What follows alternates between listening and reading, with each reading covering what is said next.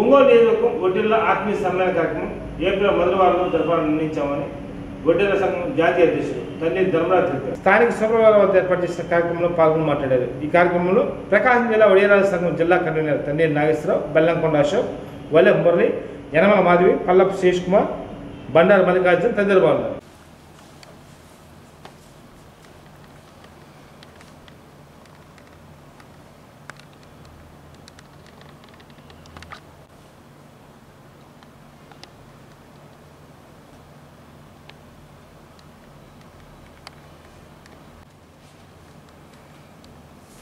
ఈ రోజున ఒంగోలు నియోజకవర్గ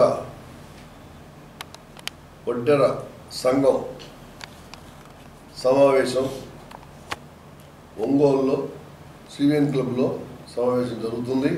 ఈ సమావేశానికి వీళ్ళందరూ కూడా ఇంకా మన మండల నాయకులంతా కూడా పాల్గొన్నారు. ఈరోజు ఈ సమావేశంలో నిర్ణయించింది ఏంటంటే, గతంలో 75 సంవత్సరాల నుంచి స్వతంత్రం వచ్చిన తర్వాత ఎన్నో పార్టీలు మారినా కూడా ఏ పార్టీ కూడా వడ్డీర్ల గురించి పట్టించుకున్న నాదుడే లేడు.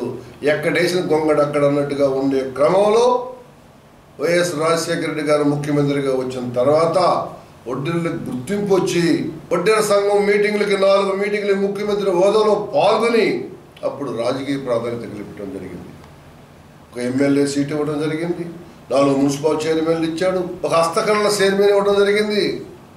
అదే కాకుండా స్థానిక సంస్థల ఎన్నికల్లో చాలా పదవులు ఇచ్చాడు.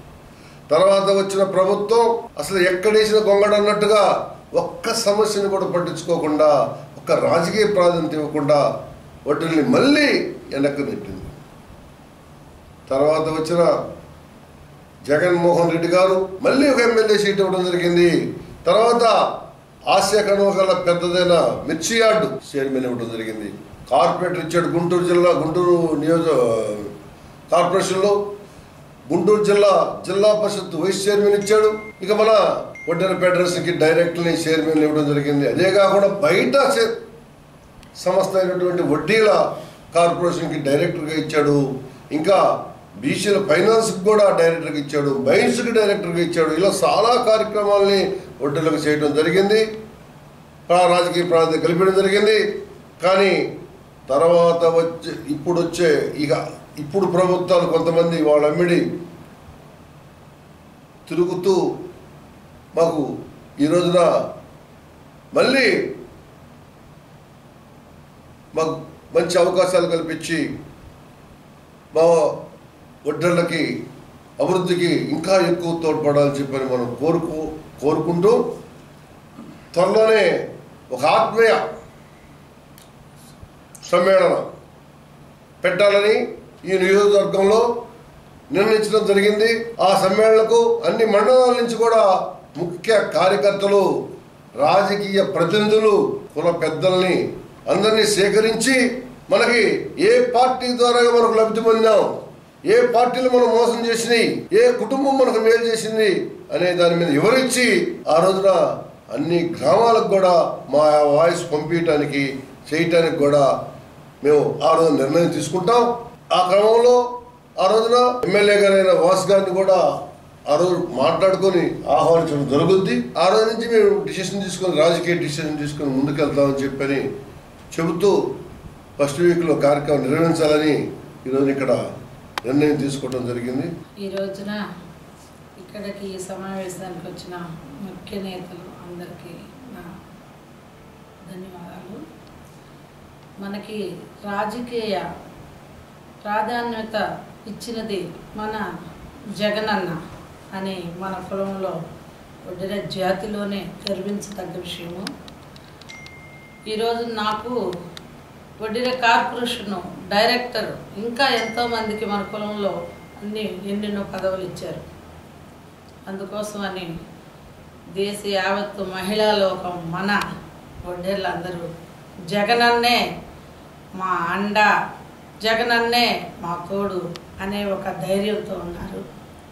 రాబోయే కాలంలో మళ్ళీ ఈసారి కూడా అన్న మహిళలకు పెద్దపీట వేసి ఈసారి కూడా అన్న గెలిచిన తర్వాత మంచి పదవులు ఇస్తానని చెప్పారు.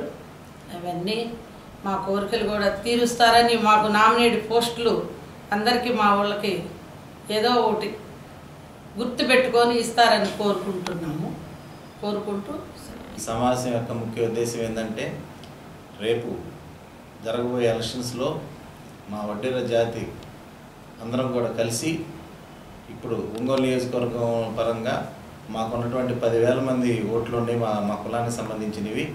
ఈ 10,000 మంది ఓట్లలో ప్రతి ఇంటికి గడప గడప మా కులం తరపున మేము అందరం వెళ్ళి ఆ యొక్క కుటుంబానికి మన వడ్డేర్లకు గుర్తించి మనకి జరిగినటువంటి మేలుని వివరించి ప్రతి ఒక్కరం కూడా బాలినేని గెలుపు కోసం కష్టపడి పనిచేయాలని చెప్పి నిర్ణయించుకోవడం జరిగింది.